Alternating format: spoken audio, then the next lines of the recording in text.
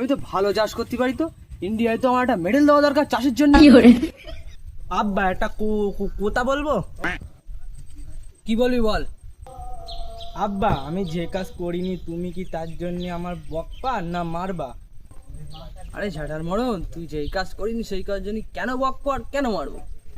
হ্যাঁ তাই তো, আমি যে কাজ করিনি তুমি তার জন্য আমার কেন বকবা? হ্যাঁ সে তো, হ্যাঁ কি বলবি বল বল বল বল বল। তুমি যে কইলে স্কুল যাতি, আমি যে আইনি কো।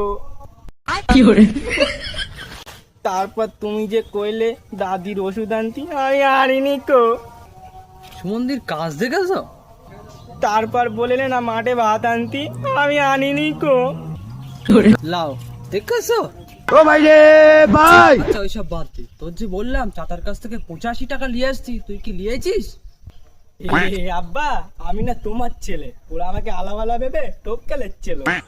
ও ওরা না আমাকে 85 টাকা দিচ্ছিল, আমি ওকে বলেছি আমি 85 টাকা লোন, আমার ভালো 80 টাকাটাই লাগবে।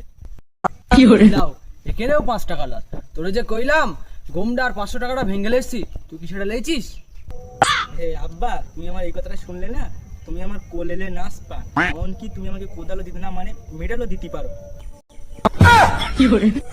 আব্বা আমি না গম ভাঙাতে গিয়েলাম, যেই দোকানদার ওর মধ্যে গম দিয়ে ওর মধ্যে কিনেছে, আমি 500 টাকাটা ওর মধ্যে দিয়ে দিচ্ছি। আব্বা আমি না একসাথে দুটো ভেঙ্গেলে বাড়ি আইছি।